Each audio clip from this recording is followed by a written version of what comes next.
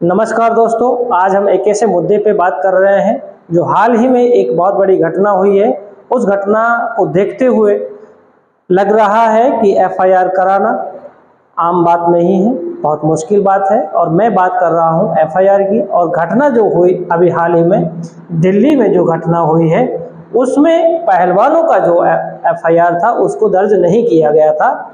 इसी को ध्यान में रखते हुए हम आज बात करेंगे एफआईआर लॉज के बारे में। एफआईआर क्या होती है, पहले तो ये समझ लें कि एफआईआर क्या होती है। FIR first information report. जब कोई भी पीड़ित व्यक्ति पुलिस थाने में जाता है, पुलिस के पास जाता है, तो वह एक सूचना देता है कि भाई मेरे साथ ये घटना हुई है। उसमें उस घटना का संपूर्ण ब्यौरा होता है, उस व्यक्ति का भी जिसने घटना की है और जिस पर घटना हुई है उसकी भी संपूर्ण जानकारी होती है। लेकिन होता क्या है कि पुलिस द्वारा कई बार ऐसे देखने में आता है कि पुलिस एफआईआर लॉज नहीं करती है।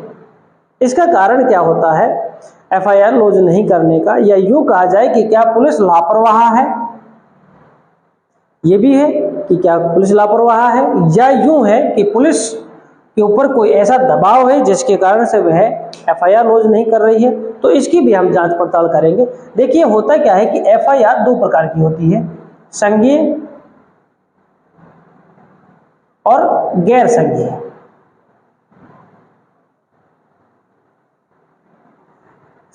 संज्ञेय मतलब होता है कि जो संगीन मामले होते हैं, संवेदनशील मामले होते हैं, जैसे हत्या का मामला है तो वो किस में आएगा? संज्ञेय में आ जाएगा।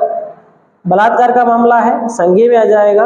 और गैर संज्ञेय में ऐसे मामले आते हैं जो ज़्यादा संवेदनशील नहीं माने जाते हैं, जैसे चोरी का मामला, लूटपाट का मामला या ठगी का मामला। ऐसे मामले जो हैं गैर संज्ञेय में आते हैं। तो इनका होता क्या है कि जो संज्ञेय मामला होता है उसको सीआरपीसी की धारा 154 के तहत करना अनिवार्य होता है। लेकिन हमने देखा कि जो अभी पहलवानों का धरना जो दिल्ली में चल रहा है वो पॉक्सो एक्ट के तहत मामला दर्ज कराना चाह रहे थे, महिला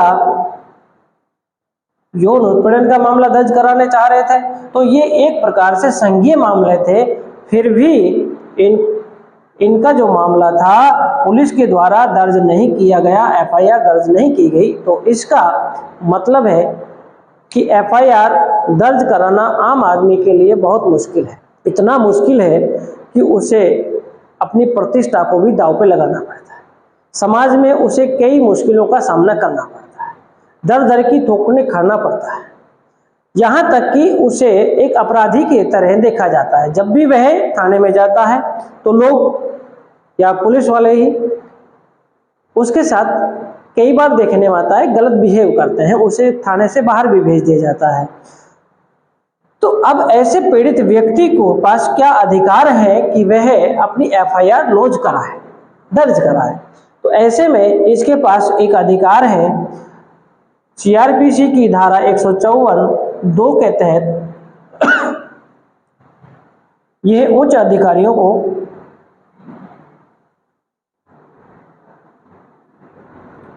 सूचना दे सकता है, उनके पास अपनी शिकायत लेके जा सकता है। अगर ये भी शिकायत दर्ज नहीं करवा पाते हैं तो इसके पास एक और राइट्स होता है, धारा 156(3) के तहत कोर्ट में जा सकता है। कोर्ट में जा सकता है, कोर्ट में न्यायिक मजिस्ट्रेट के पास जा सकता है।